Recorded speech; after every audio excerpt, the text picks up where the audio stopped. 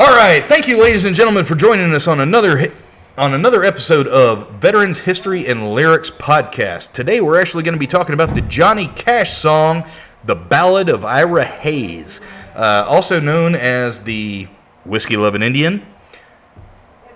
There's several other names that I am not going to actually put out at this point in time because they're definitely not appropriate for this point in time.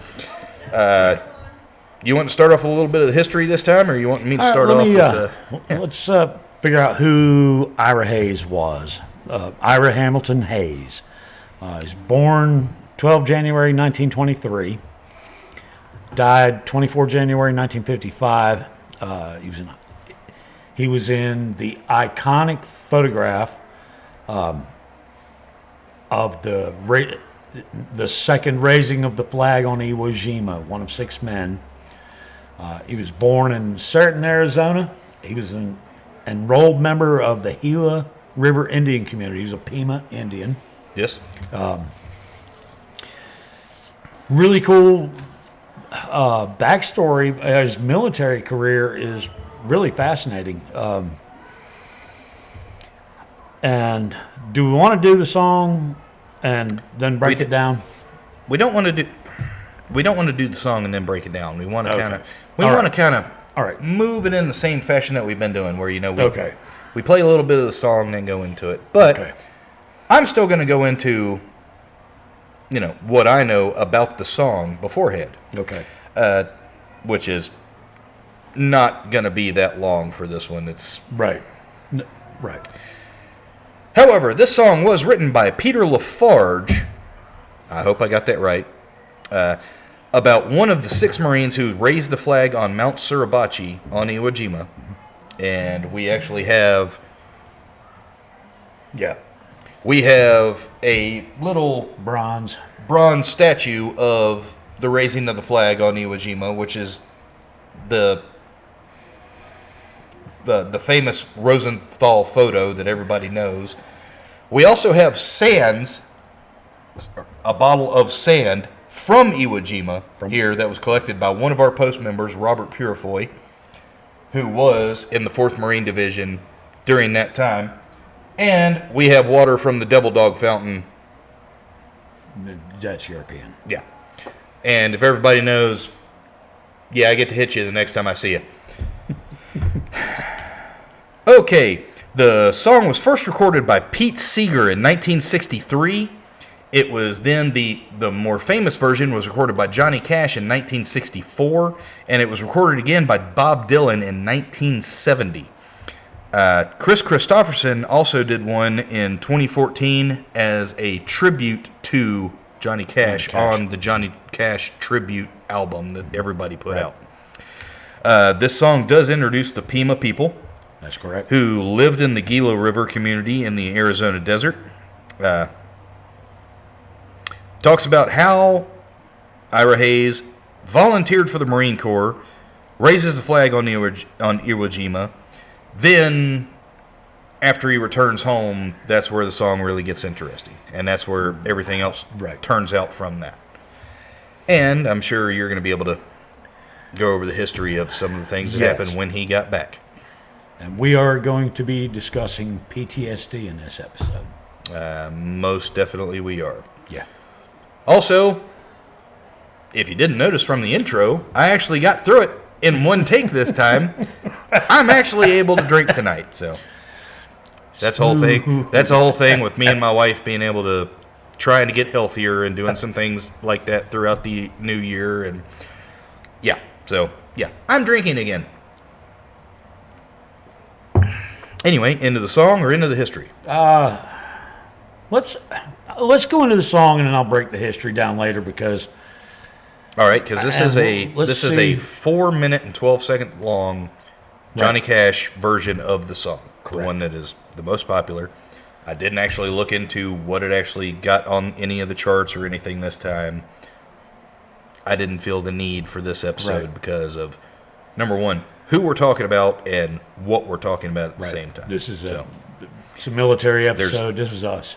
There's going to be a lot more things that's going to take up a lot more time than me going over, it ranked such and such on the Billboard charts. Right. But getting into the actual song.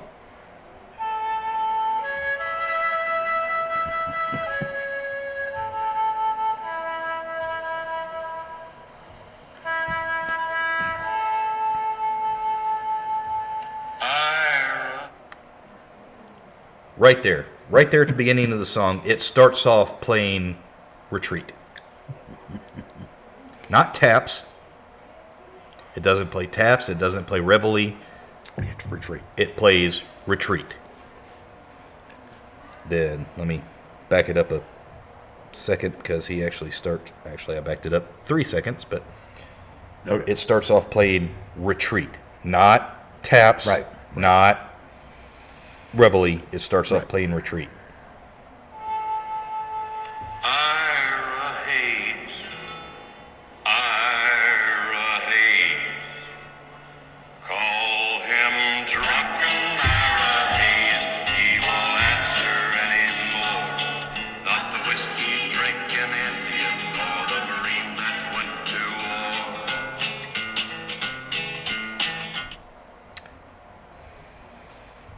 Ira Hayes, call him Ira Hayes, not the whiskey drinking Indian Or the Marine that went or to the war. Marine that went to war.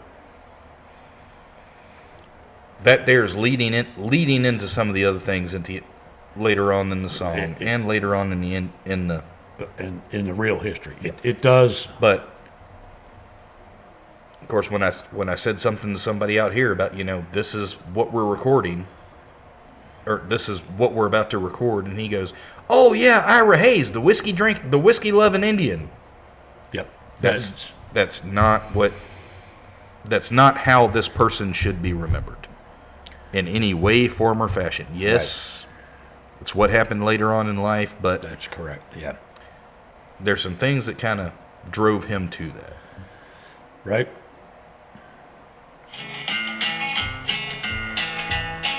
Gather round me, people. There's a story I would tell about a brave young Indian you should remember well. From the land of the Pima Indian, a proud and noble band who farmed the Phoenix Valley in Arizona land. Right there, that's Absolutely. not that far off. It introduces the Pima people. Sabaton, Arizona. Yep. The Gila River Indian Community, which was a Pima reservation. Yep. So, yeah, spot And on. It says, where they came from. Yep. And they had farmed it for thousands of years. Yep. It's It's problematic later on. problematic later on, but So the history of the song and the history of Ira Hayes specifically, I didn't dive too much into the loss of water rights and no, we're mostly focused on the individual. Right. But Because this song does focus on the individual. and look, the natives in the U.S. were screwed at every turn. Oh yes. Like I said, the Pima had farmed this land for 1,000 or more years, and water got diverted, and it comes up, but not part of his history, but the American history and the history of what Americans did to the natives. It's just a brutal. Yeah, that's a whole side story. We can do a whole nother Right. episode of nothing but Right. us talking about Right. how the U.S. government screwed over the Native Americans. No, Trust me. we're not getting I'm into from the government, and I'm here to help. Right. Yeah, that's Yeah. anybody ever says that when they show up at my door, I'm putting a bullet through them. Yeah. So anyway, getting back into the song. Down their ditches 1,000 years, the waters grew Ira's people's crops, till the white man stole their water rights, and the sparkling water stopped. Now Ira's folks were hungry, and their land grew crops of weeds. When war came, Ira volunteered, and forgot the white man's creed. Once again, we're not going into Right. we're not going into how much the U.S. government screwed over all of the Native Americans. That's not what we're here to talk about, even though it is mentioned there in the song. Right. Because once again, if we start off on that, it's going to be That's whole side story. several episodes long of us going off on that. But, all right, even though they have been screwed, and wasn't just the Pima, and probably the more famous example would be the Navajo, the code talkers. Navajo had been screwed over. Wind talkers. Yeah, but when it came time to sign up for in World War II, Native Americans were all in, and Ira's one of them. He was definitely one of them. He enlisted. He was not drafted into the Marine Corps Reserves in 1942, and I'm just going to bring a little history in here. Mm-hmm. And he volunteered for Marine paratrooper training. So he. Yes. It also picks up that. Okay, that's fine. And I'll quit. I know my hands. I get excited about this shit, but we're kind of like. I have my own tisms. I can't remember the name of the movie now. Ricky Bobby. Oh. Yeah, we're kind of like Ricky Bobby. While we're up here, we don't know what to do with our hands. Mine tend to fly around. I'm not Italian, but you sure as hell think. Because I talk with my hands, I get excited. So he enlisted, like I said, 42, volunteered for Marine paratrooper training at Camp Gillespie, east of San Diego. Marine Corps had their own. That's right. You talked to me the other day when we were talking to Chuck. Yeah. That he was a paramarine. Right. He was a paramarine. Marine Corps had their own paratrooper school in east of San Diego at Camp Gillespie. But dear Lord, can you imagine what the moniker paramarine? Well, he had jump wings at the top. He had earned his jump wings, and after he was the first Pima to receive jump wings in history, and that's when he received his code name Chief Falling Cloud.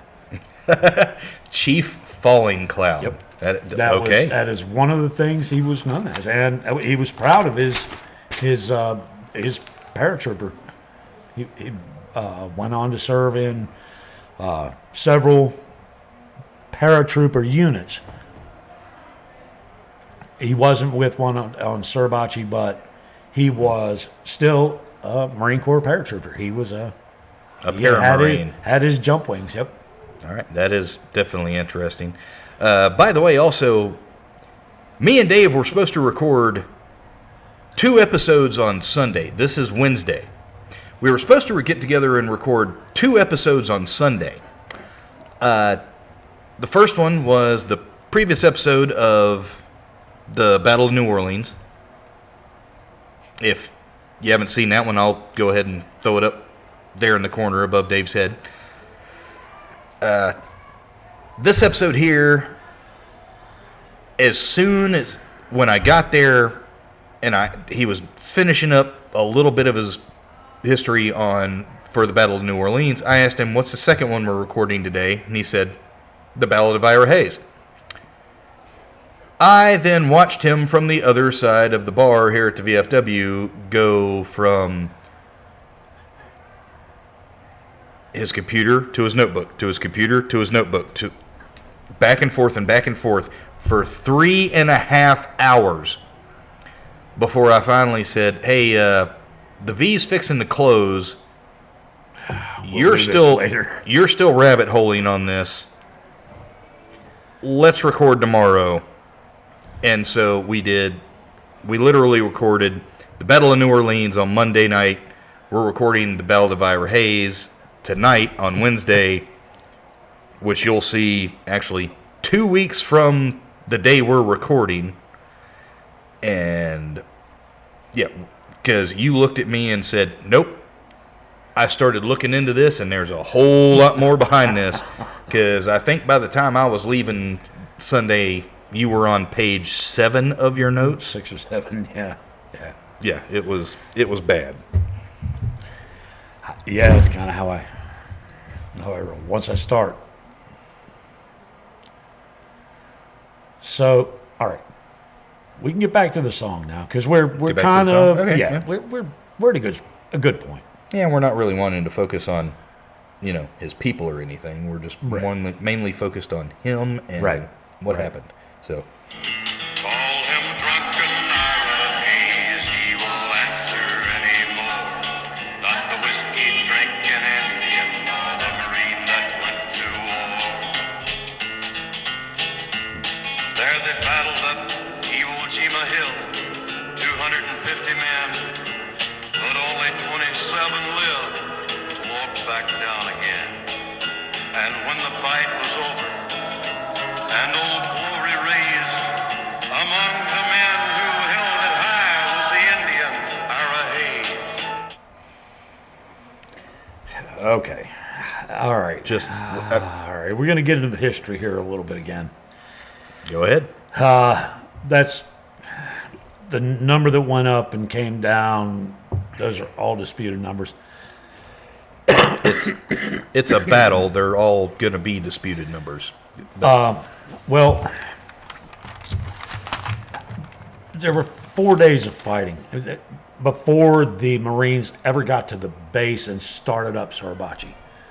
So, yes, there were a ton of Marines that stormed this island. Well, there it said the ones that started up the island or up the hill that day Yeah. was 250, No. and only 27 came back down. No, there was actually a direct order, and I don't have all the names, but there was Lord, no, that just popped it back into my head. That joke I told you years ago. right. Marine, go take that hill. Yes, sir. Off the Marine goes. All right. On February 23rd, there was a combat patrol sent to climb, seize, and occupy the top of Mount Suribachi, raise the battalion's flag to signal success. It was not battalion's to. flag. It was.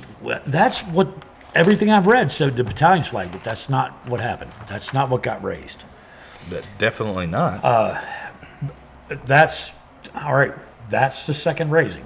Yes. So we'll get into that. But it was a combat patrol. This wasn't that big. All it was to go up and get to the top of Suribachi. And they did that. The initial patrol did. It wasn't 250 men, and they didn't. The casualties were not that high on Suribachi. There were losses. Don't talk that way. There were losses, but they weren't that high. So those numbers are definitely in dispute. The initial combat patrol did take the hill. They did under sniper fire, really. They weren't. Suribachi was not all that well protected. Okay. Now, Iwo Jima, on the other hand, was defended by 20,000 Japanese troops. 20,000. And how many Marines did they send up against this 20,000? I don't know. Enough? 25, 30? Enough. Well, yeah, I know it wasn't enough, but Well, in the end, 216 Japanese soldiers would survive this battle. what was From it? The 20,000. what was it? The Battle of Tarawa, where the Japanese said it would take 100,000 men 100 years in order to take it from us, and 4,000 Marines did it in 3 days. Yeah. Like I said, I probably sent 25 Marines. I don't know. It was when they stormed the beaches. This was a very heavily defended position. Iwo Jima was. There was a lot going on. Ladies and gentlemen, I think this is actually going to be a great time to actually break into the middle of Dave's rant. Well, not exactly a rant, but the middle of Dave's talking about this to give you a little bit of update, on the recording studio that we're actually working on. I did get a bunch of the paneling moved down in there today. I still need to do something about that tiny little water leak that we got going on down there. But we were actually talking about, ordering a table and chairs and everything for us to have down in there. And while I was talking about it with Maria, and she looks at me and goes, "What about the gaming table you already have down there?" And I went, "What?" And she goes, "No, the gaming table that you already have down there that you play D&D on." And I'm like, "Oh, shit." You have a table. So I've got a round table we can throw in there with chairs, and they're wooden chairs about this height, but there's arms that come off of them on either side. I'm in. I've already got the table. I've already got the chairs. All we need to do is some electrical work, get the walls actually up, get the walls painted, and then we'll be in our own actual recording studio. We're going to tactically acquire the Marine for at least a little bit, have him in there with us. After we get the walls and everything up, we'll have to do some test recordings and all that in order to actually figure out where I need to have the styrofoam panels and everything like that to have up behind us. But then we should be good to go on that. Yeah, just a little update right there in the middle of the video to where we're going to throw it out there to let you know where the recording studio is coming along. And then back to us talking about whatever in the world we're talking about right now. Yeah, so the song was a little bit wrong there. I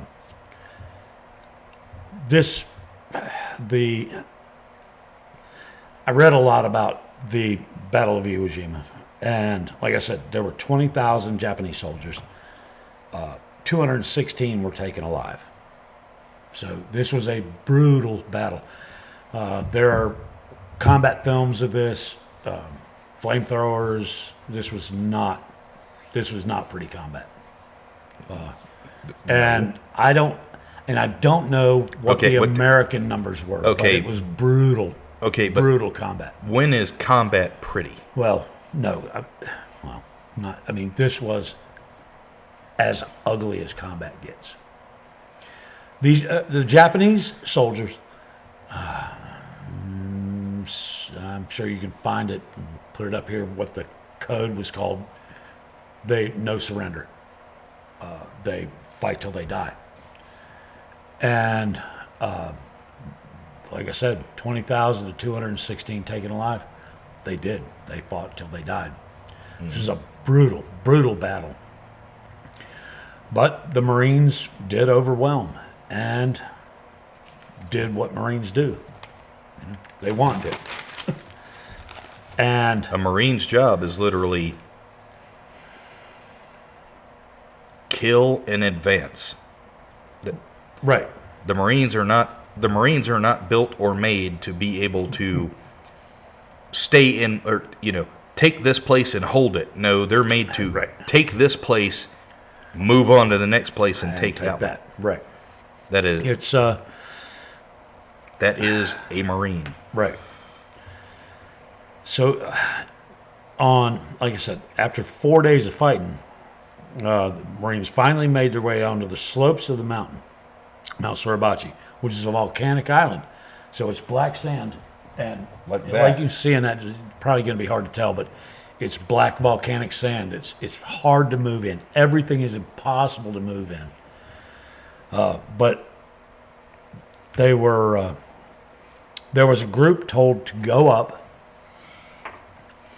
and once they took the top of Mount Suribachi, like I said, it was not as heavily defended as the rest of the island. There were snipers, but it was not, even though it's the high ground, they were dug in, the Japanese were dug into the mountain sides. So once the Marines got there, they raised the first flag. Now, there were photographs taken by a Marine Staff Sergeant named Lewis Lowry for Leatherneck magazine. There were a whole series of photographs taken by Sergeant Lowry. And when that flag was raised, the troops on the beaches of Iwo Jima and sailors and Coast Guardsmen who were on ships just offshore saw that flag go up, and it was a huge moment. It was just an outcry. kidding. I mean, they were thrilled to see, and it was an American flag. It was not a unit flag. No. The first flag was an American flag. It was not the battalion flag like they were right, ordered to right. do. But they put an American flag. They found a piece of Japanese steel pipe. Was it not a sewer pipe?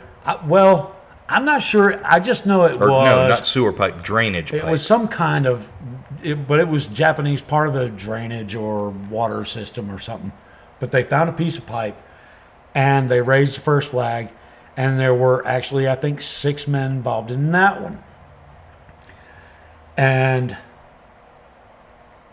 Marine Command said, "That's great, but it's not a big enough flag." Because the Marines on the other side of Iwo Jima, they came in a pincer formation. Yeah, they came in from both sides at the same So time. Yeah. they were afraid that the Marines on the other side of the island. The idea was, fly this flag. Mount Suribachi has been taken. We control the high ground. So the command said, okay, now that's great, but we need a bigger flag. So they sent another combat patrol with, and I have the names, Sergeant Michael Strank, Rifle Squad leader from 2nd Platoon, Easy Company, to ascend the mountain and switch flags. Make it a bigger flag. Okay, so switch the flags. Yes. So the idea was they would put up a bigger flag so the Marines on the other side of the island could see it as well. So all they had like the first time was like a 2x3. Right. And then Right. when they went out the With second a time, they 4x6. had a They 4x6. Right. They Okay. took a bigger flag. Not a 3x5, but Right. Took a a larger bigger flag anyway. Okay. So Sergeant Strank then ordered Corporal Harlan Block, PFC Hayes, Ira Hayes, Okay. PFC Franklin Sousley to go with him up Suribachi with supplies. And he also had a... we are runner. now on page 3 of Dave's notes. Yeah. So the second flag was raised by, okay, and this has finally been confirmed. Sergeant Strank, Corporal Block, who I think was the runner, Ira Hayes, PFC Sousley, and PFC Harlan Schultz and PFC Harold Keller, who had been there. They went up with the first unit when they raised the first flag. And they just... Mount Suribachi is windy as hell. They're raising a bigger flag on a little bit taller pole, it looks like. So they need people to help them get it up and hold it. So they just called from the first unit that went up for the first raising and just had those 2 guys come in. But those are the actual 6 in the photograph. Finally, Marine Corps This conserved. photograph. Yes, the Rosenthal photograph. Okay. So the Rosenthal was an AP photographer, and he went up with them. Like I said, the original raising was photographed by a Marine Staff Sergeant who was took photographs for Leatherneck magazine, Right. which was a Corps magazine, but Rosenthal was AP, Associated Press Photography, and he captured that iconic photograph of the 6 raising the second flag. And that's the one everybody knows. That's what that comes from. That's what the Marine Corps Memorial in D.C. is. That's what I'm going to throw up right here. Okay. And now we finally know, and it took years, and I can get into that later, but it took years to figure out who the ones That raised that that actually flag. raised that flag. There's debate from the beginning. It's a real shit show because, well, first off, it's in combat. So who's Yes. where when? It took until the 2000s, 2017, I think, something Yep, like going that. to page 4. 2019. It took till 2019 to figure out exactly who those 6 were. But Okay, that's 75 years? yeah, it took. But we do have the names.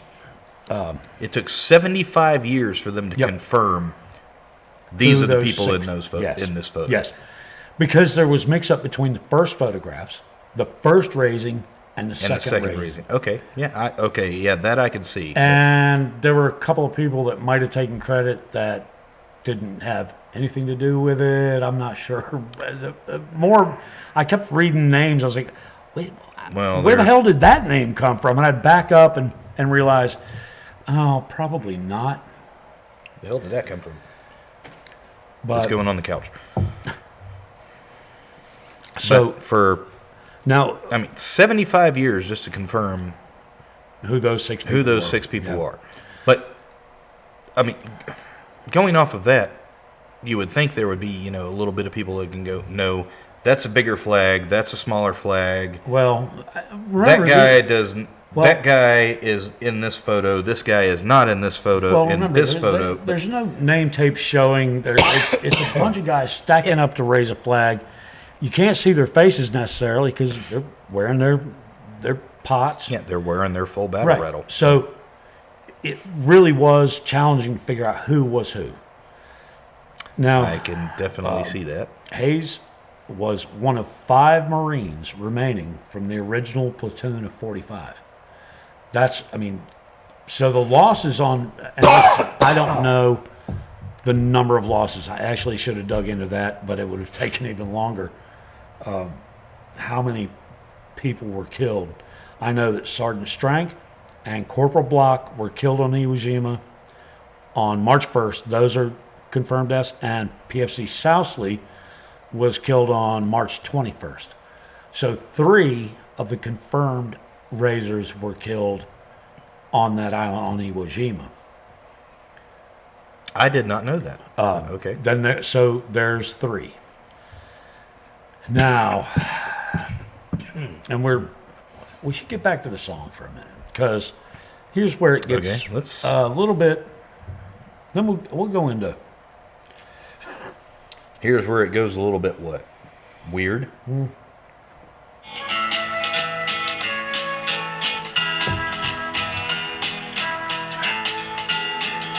Call.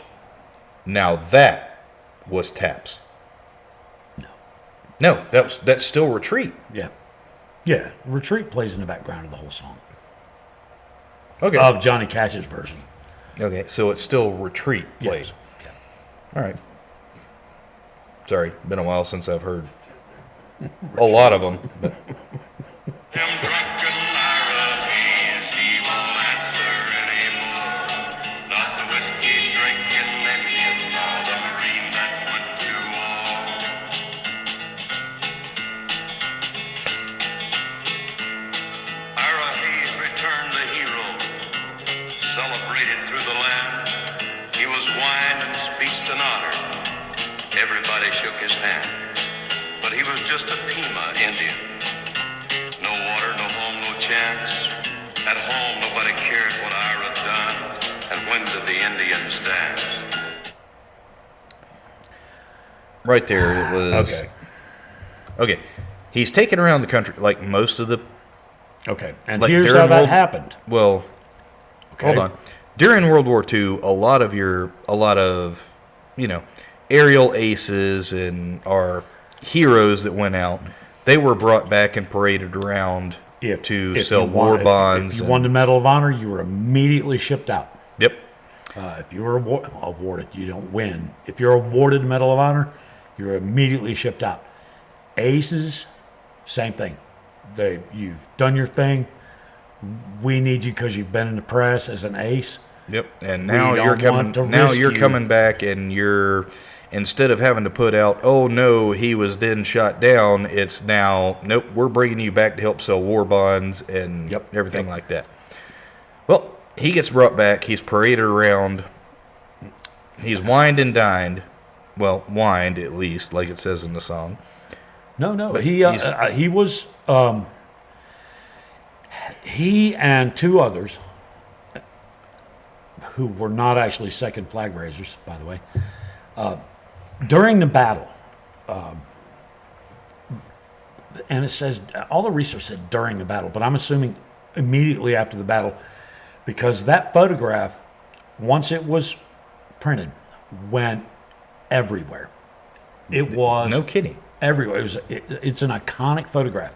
Well, President Franklin Roosevelt ordered the flag raisers in the Rosenthal photo to be sent immediately after the battle to Washington, D.C.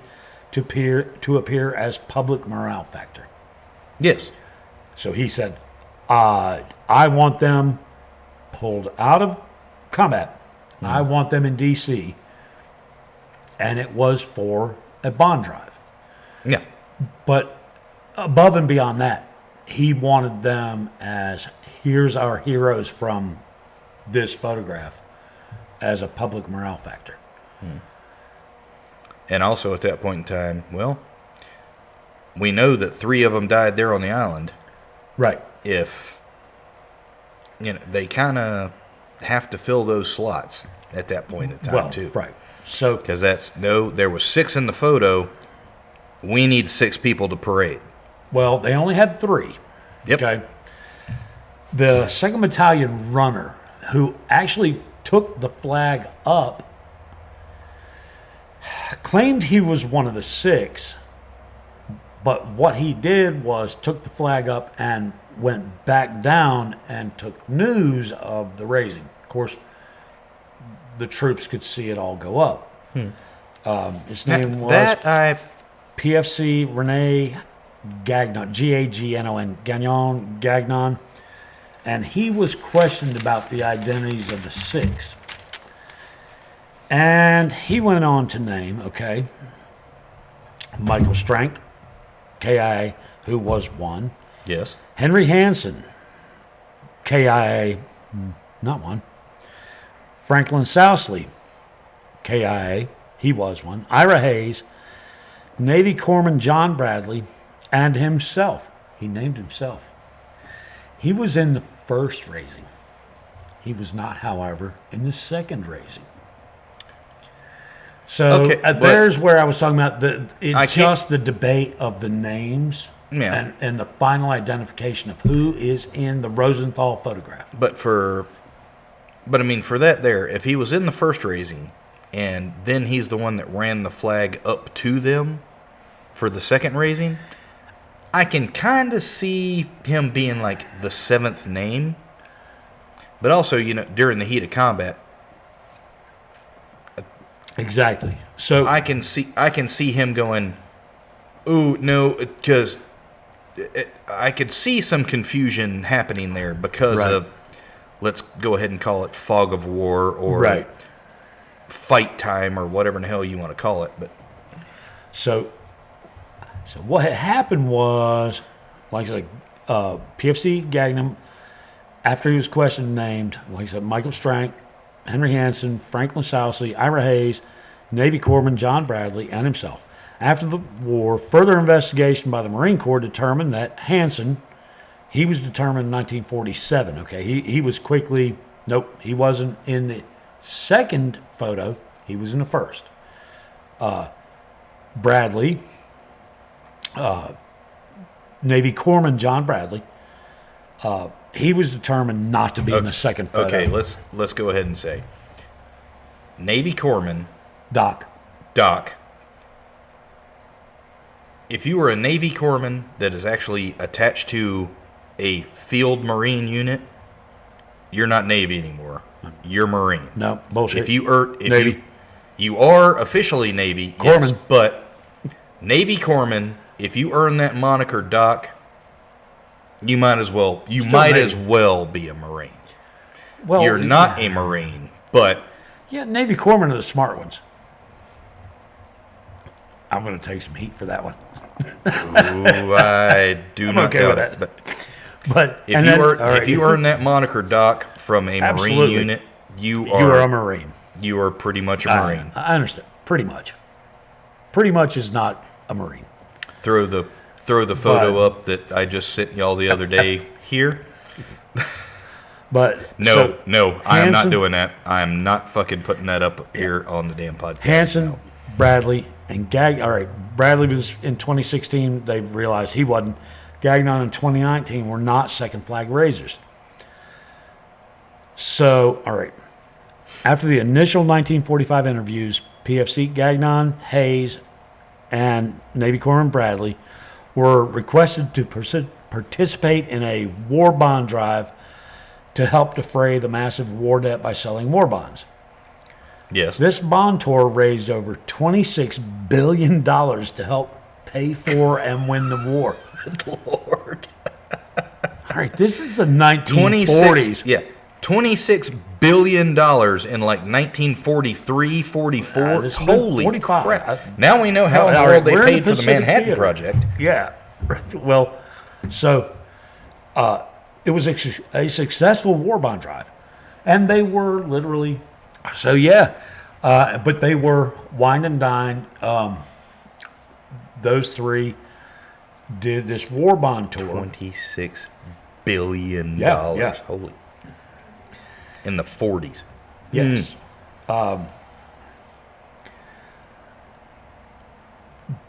But after World War II, after this war bond drive, he actually went back to a Marine Corps unit and finished out the war as an occupation.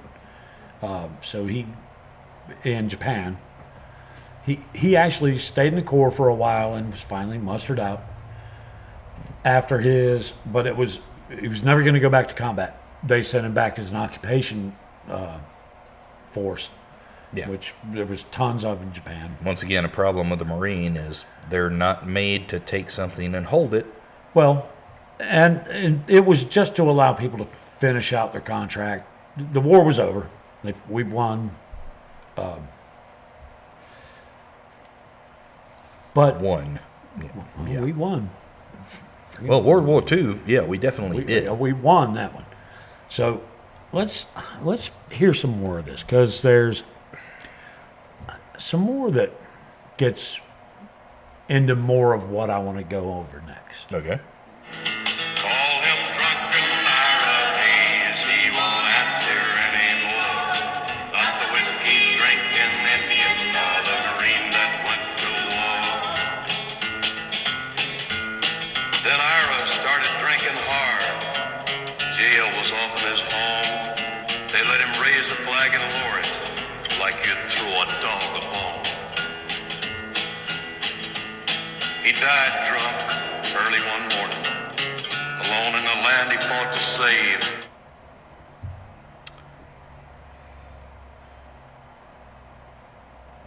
That right there. The jail was often his home. Started drinking whiskey. The jail was often his home. All right. And he died drunk one morning. All alone. All right. I'll cover all that in a minute. More of the song?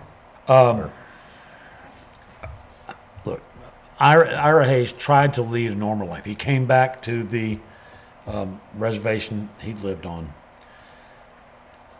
And what the song said after earlier. all the, parade, and he did some cool things. He actually appears in the movie The Sands of Iwo Jima with John Wayne as himself.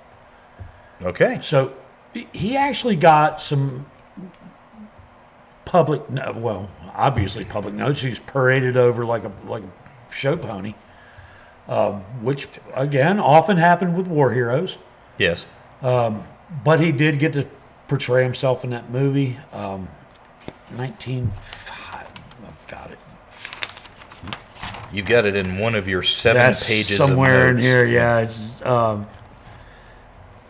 1949. So he portrayed himself as Ira Hayes in the Sands of Iwo Jima, starring John Wayne. But Oh, I'm sure that led to a great bit of him having to relive but some of his PTSD triggers. well, here's the thing. He couldn't hold a job. And we're going to talk about PTSD here a little bit more in a minute, but You're damn right we are. he had a hard time holding a job. He was a chauffeur in Hollywood for a minute, and he moved around. He was arrested 53 times for public intoxication all over the country. He became a drunk. And I have to find... It said earlier in the song that, Okay. he got back home and his people didn't care about what he had done during the war. No, I said 53, 52 times. Okay. He referred to his own alcoholism in a quote, and this is a quote from Ira Hayes, referring to his own alcoholism. I was sick. I guess I was about to crack up, thinking about all my good buddies. They were better men than me, and they're not coming back, much less to the White House like me. It's survivor's guilt. It's PTSD and survivor's guilt. Yeah. Yeah. He knew Survivor's guilt is one of the big things of PTSD. he knew he was sick. He knew the alcoholism. He understood. He wasn't stupid. But he couldn't beat his demons. So, damn, that one cracks me up. So, yeah. That When one they call there him the is- whiskey drinking Indian, yeah, he did. Yeah. He did go to. Do we need to take a break real fast? Could be. Because I'm also fixing to having to start tapping, so we need to take a break. We will be right back. Okay, we got up to the point that Okay. Well, let's he is definitely suffering from PTSD. Okay. We both realize that he's gone through survivor's guilt and all that, and right. Let's back up just a second on the song because I want to hear the last one we played. Because we got this a little bit wrong, and I want to correct this. we got what a little bit wrong. How he died. I don't think we've talked about how yet. Well, I think it's just it's in here. Well, it doesn't actually say it in the song. Okay, I'm No. gonna back it up to 1:14. okay, A minute 14 left. okay. Started drinking hard. Jail was often his home. They let him raise the flag and lower it, like you'd throw a dog a bone. He died drunk early one morning. Alone in the land he fought to save. 2 inches of water in a lonely ditch was a grave for Ira Hayes. Okay. Okay, that right? That is yeah. that's what I was getting at. Okay, that's not how they found him. On the morning of January 24th, 1955, Hayes was found dead, lying near an abandoned adobe hut near where he lived. He didn't die in a ditch, in a watery ditch.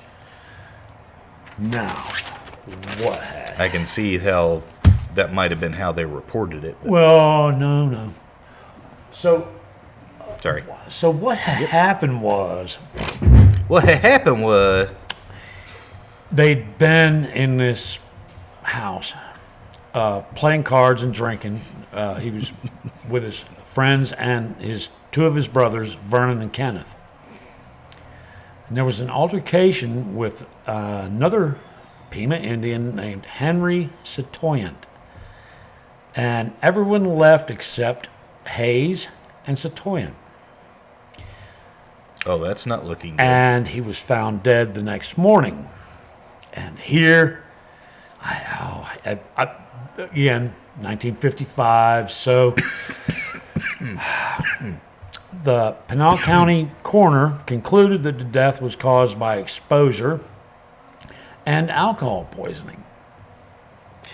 However, his brother Kenneth believed the death resulted from the altercation with Satoyant.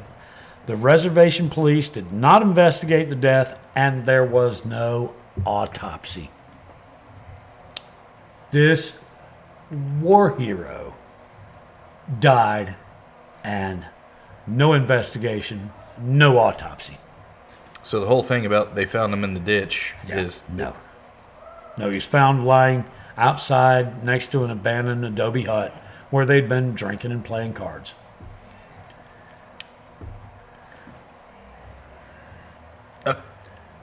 Okay. With his actual brothers.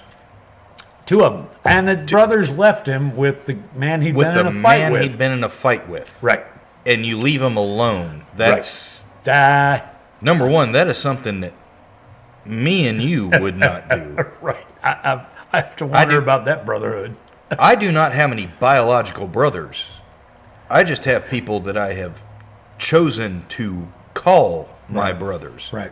Same here. And if any of the people that I called my brothers were in an altercation with somebody, I'm not leaving them alone with that person. No.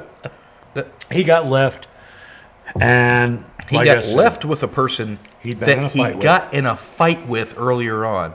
And they just decided that, oh, yeah, they've already been throwing punches at each other. Let's just leave them here alone with each other. Well, now, I don't know what condition, but I know they were drinking, so it could have been they were just passed out. They left them both passed out, and everybody went home and left them. I don't know. What I do know is... I'll give you that one. It's a maybe. He was found dead the next morning. No autopsy. No police investigation. That leaves a lot of open questions, and we're not going to get into the open questions. Right. But this is 1955. Yeah. How the coroner determined exposure and alcohol poisoning, I don't know with no autopsy. Not sure how he concluded that, but that was the official cause of death.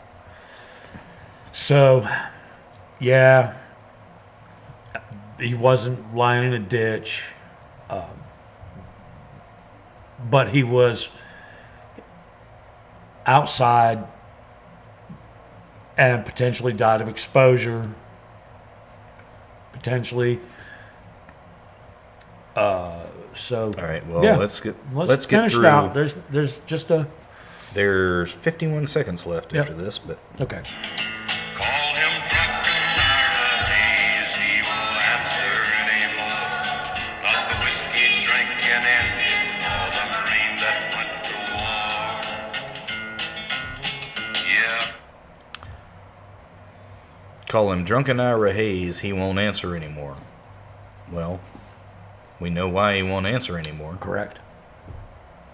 Call him drunken Ira Hayes, but his land is just as dry, and his ghost is lying thirsty in the ditch where Ira died.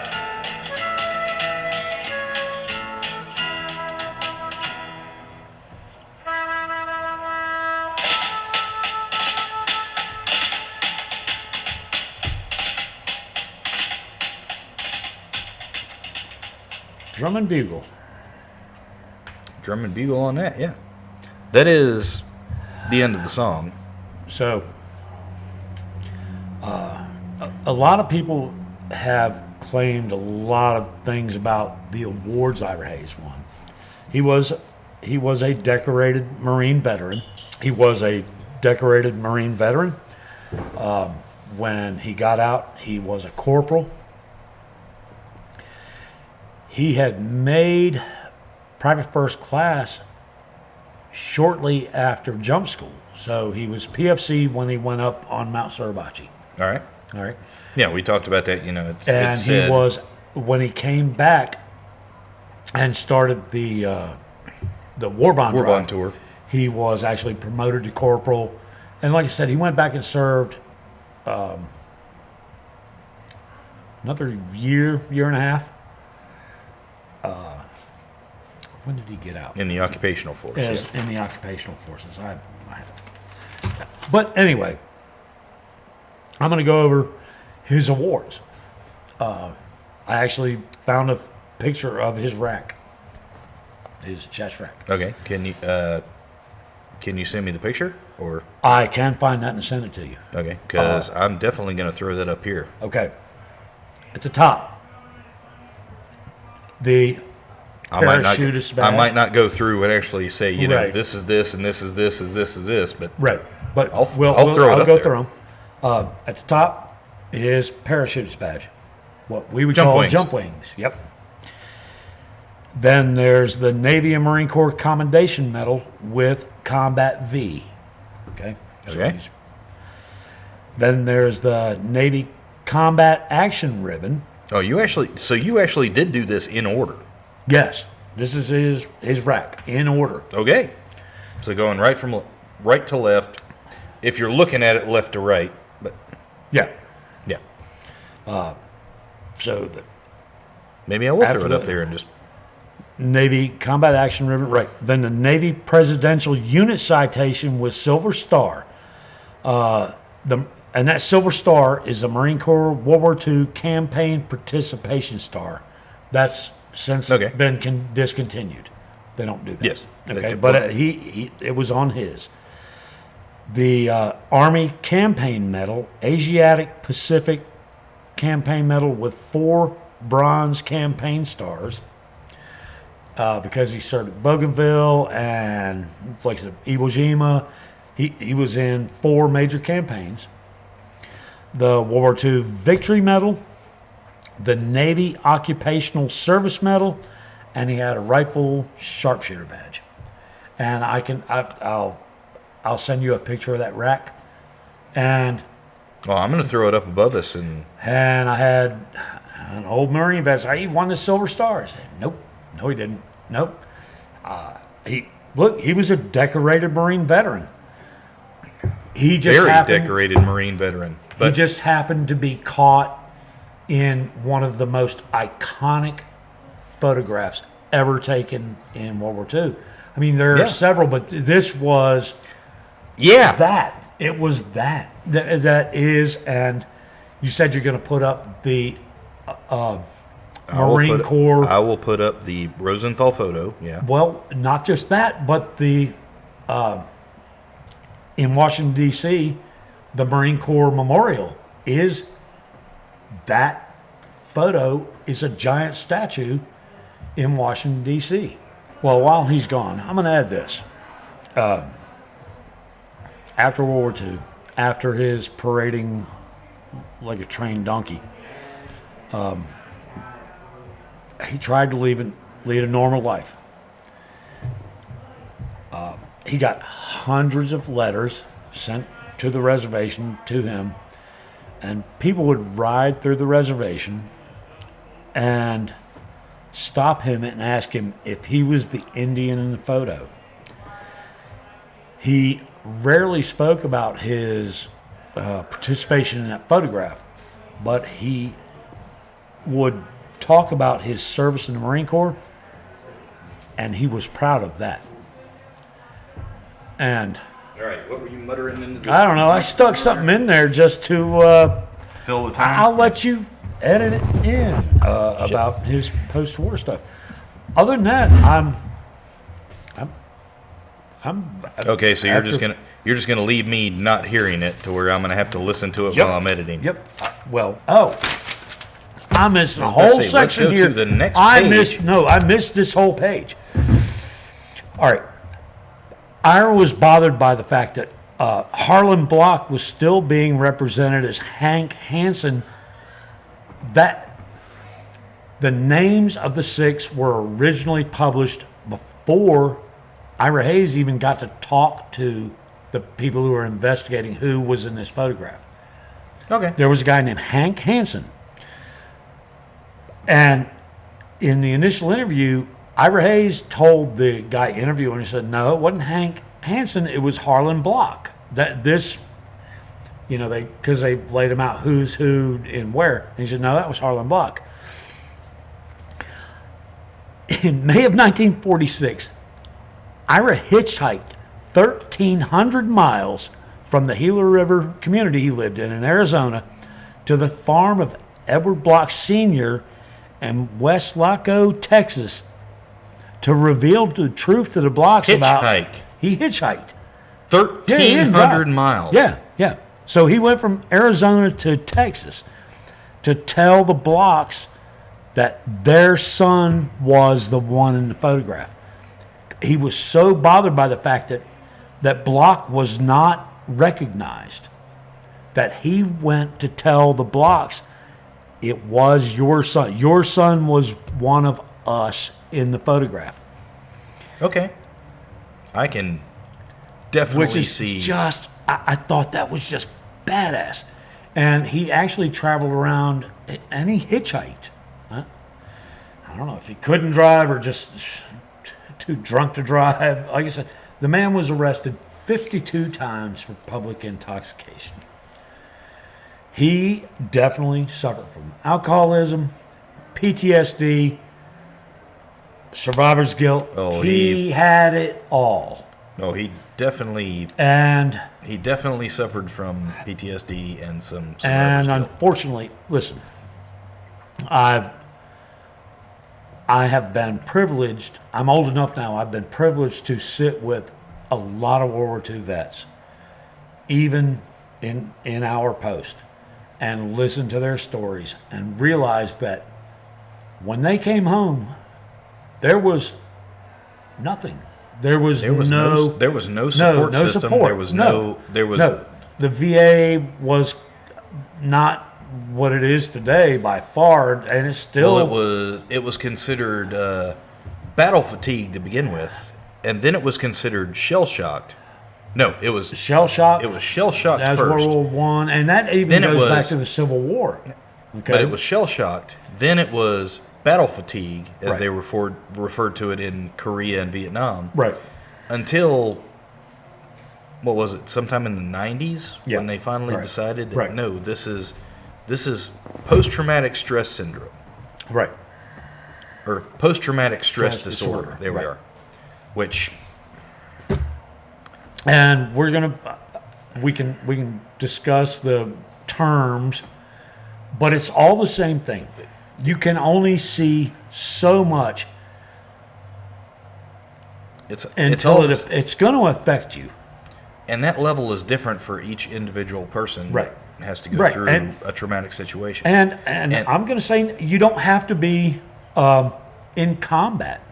There are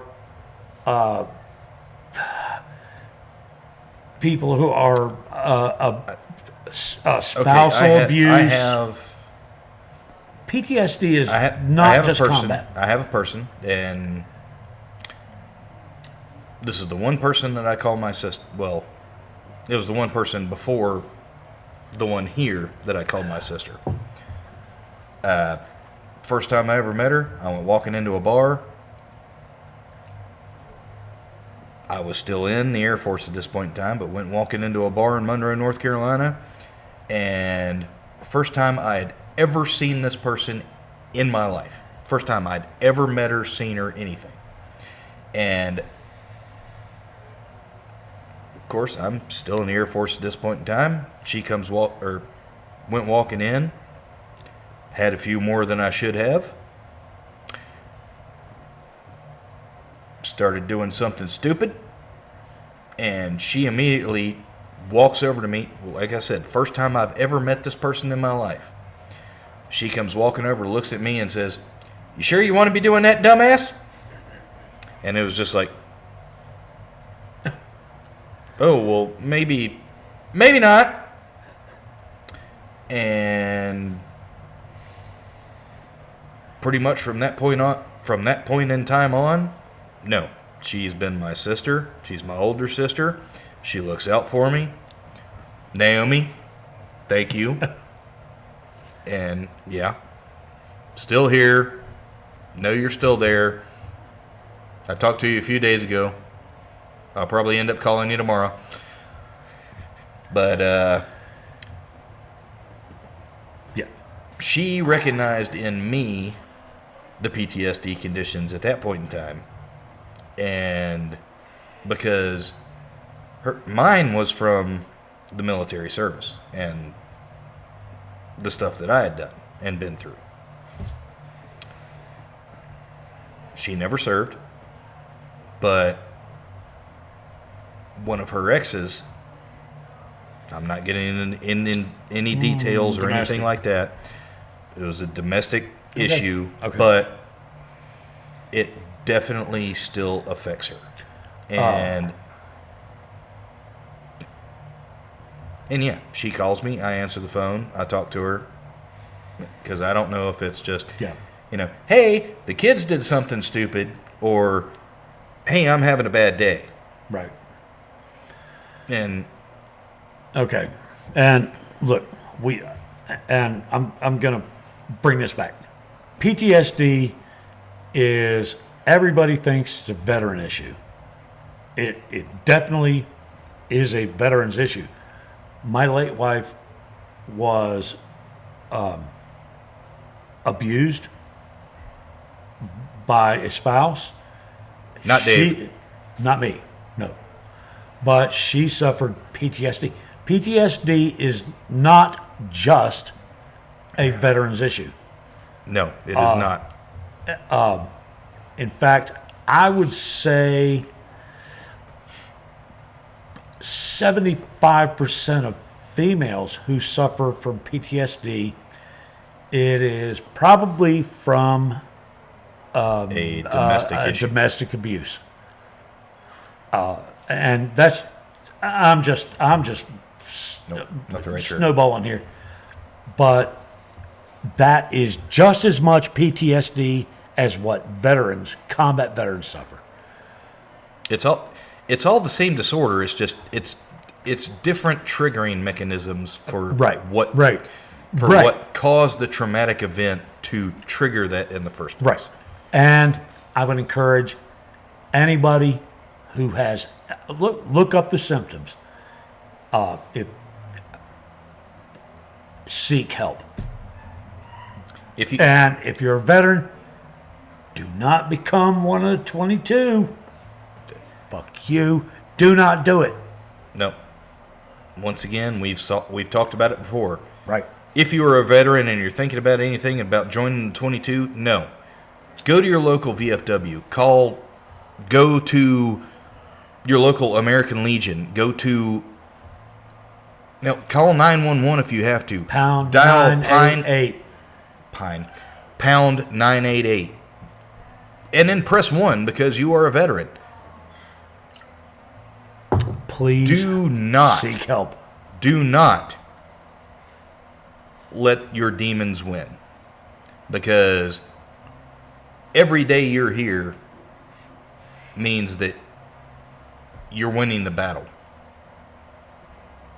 Do not lose the battle and let your demons win. And that goes for veterans or civilians or anybody out there today. Seek help. Do not let those demons win. There is no reason why you should take a permanent solution to a temporary problem. If you need help, reach out. There are people out there that will help you. Do not think that you are worth more dead than alive, because you are not. You are worth way more alive to everybody around you. And so we will still keep going. Yes, Dave, I'm cutting you off again. We will still keep going until we can get 22 down to 0. Because 22 a day veterans is 22 too many. Look, if what we says cuts it to 21, then we've started in the right direction. And Just we're going to keep going until we can get it to 20 Yep. and 19 and 18. And Until I'm passed from natural causes or abusing myself. or abusing yourself. Well, I mean, Yes, I don't. Yes, I get it. Yep. You know, No, it is going to be so much easier when we're down in a recording studio and there's a fucking mini fridge that we can just pull beer out of. Right. But I did want to say, this is one of those cases of an American icon, a hero, whose demons overran him. He didn't. It was not. He did not end his own life on purpose. But like I said, he was arrested 52 times for public intox. The situation in which he found himself, Yeah, it was without being able to reach out, without nothing being to reach out to. And now, at that point in time, there was nothing to reach out to. No. And what I was getting at earlier was so many World War II veterans and that I got to sit and talk to would tell me, because our post was formed in 1946, so immediately after World War II. And I got to meet a couple of our charter members, guys who joined in 1946. I got to hang out with them. And they told me this place was wild. The World War II veterans self-medicated with alcohol. And No kidding. most of the ones that survived got over that. There were a lot that never did. Because there was no treatment for PTSD, they self-medicated. Here's where they did it. And the Veterans of Foreign Wars and the DAV and the American Legion kind of earned a bad reputation as a bunch of drunks, but post-World War II, that's how they, first off, they got to go sit with people who had been through the same thing. Yep. Because you couldn't go home and tell your wife your worst nightmares, all the things you had seen. You can't go home and tell people that. No. That who have not lived through it. But if you got to go sit with a bunch of people with that a bunch have of lived through it. Right. And you're able to talk and you're able to listen and Right. you're able to understand with other people. If, alcohol is involved, they self-medicate, but they were treating themselves by just talking to and that is other... the VA. The VA, within the past few years, has actually started recognizing VFW memberships and being at your local VFW or American Legion, anything like that, being around other veterans in a social atmosphere such as here, Right. like how we met each other. Right. They have recently started recognizing that as therapy. Right. Yes. And that honestly, post World War II, well, not just World War II, World War One, even before that, I'm sure, but the tavern became the VFW or it was where you went to meet your brothers and you could talk about these things without, if you cried, cool. There's been plenty of times here where I've been crying on your shoulder, you've been crying on my shoulder. I think we just walked away because I was doing it. Yeah. And not only that, because I started to get into the whole damn point of, no, I need to be sitting back and... Right. Look. Which I can say EMDR therapy, that whole thing, it has definitely helped me. Okay. But yeah, that's... Well, anyway, I'm gonna Okay, let's go back to the Faulkner scale now. Yep. Yep. I'm ready to wrap this up. Well, we've only been recording for an hour and 35 now, so I'm gonna say because of some of the including several breaks that we've had to take. right. I'm gonna give this one a 5 out of 10. There were some definite historical, just yeah, all right, we got that wrong. You know, we got some of the dates and the fact he's a Pima Indian, but The dates were right. His so being yeah, being a Pima. Yep. That is he was right. a Marine, but they left out things I wanted included. But I Including- didn't write the song. He's a paramarine. That's cool as shit. I'm sorry. No shit. Being a paramarine, yeah, that's That's cool. a That should've Marine that been in earns there. jump wings, yeah. Yeah. But, you know, with what it was talking about during the song, it didn't really play in. But going into, you know, what Ira Hayes actually did Right. during his career and everything like that, yes, that definitely played a part. Right. Because being a, But number one, you're a Marine. Number two, you jumped out of aircraft still capable of flight. Air Force. I'm sorry. I have willingly jumped out of aircraft. All of mine were on a 9-inch rope, but because whenever they looked at me and said, "Yeah, we're going to go and do this," and I'm looking at them like, no. You guys know how to pack your own parachutes. I don't. All right. We're gonna have to wrap this. Okay, so are we? You're good with the 5? I'm You're good with the 5. on the Faulkner It's scale? 5, solid Okay. 5. Not it's a great song. All right, so wrapping up. Yep. You don't want to do it this time? You're going to make me do it again? Yes. Of course, because I'm still the Cody of this group. Yes. All right. Thank you, ladies and gentlemen, for joining us on another episode of Veterans History and Lyrics. We have been talking today about Ira Hayes and the Ballad. Ballad, there we are, of Ira Hayes. Wrap it up. Yep. I'm going to go ahead and keep wrapping it up. Dave's going to have to go out before he has to change pants. But thank you for joining us today. If you were here on the YouTube space listening to us and watching us on here, please leave a like. Please subscribe if you were not. And also drop a comment down below for a song you want to hear or whether or not you can tell us what we did right, what we did wrong. If you're listening to us on one of the other podcasting services, please leave a like or please leave a review on the podcast and tell your friends about us. Word of mouth is the best way that we can get around. If you run across somebody that you think might like what in the world we're talking about today, please let them know about us so they can start listening to us too.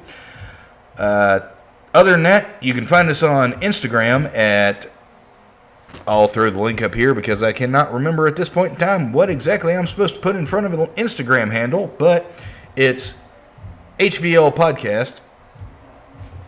And yeah, that's pretty much it.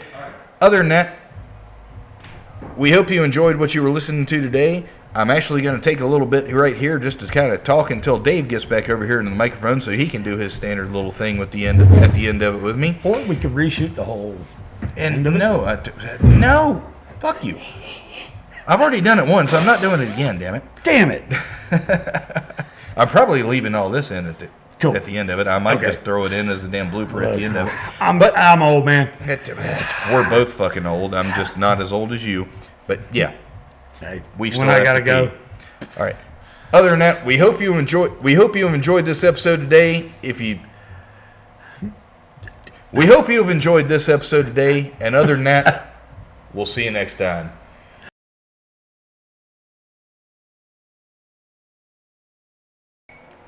Hey, there was a beat. I heard the beep. Okay, let me check. And recording. Okay. Chairs out of the way this time, so there's not this weird fucking black bar sitting like right here that just fucking is in the way of everything. And this time I think we can actually go, "Hi Mike, how you doing?" Hey, Mike. He's not actually here. I'm gonna put him in this video. Just superimpose that video, that picture that you saw in the last one. Yeah, so he's just gonna be here. He's here in spirit. Hopefully. We'll see. We'll see.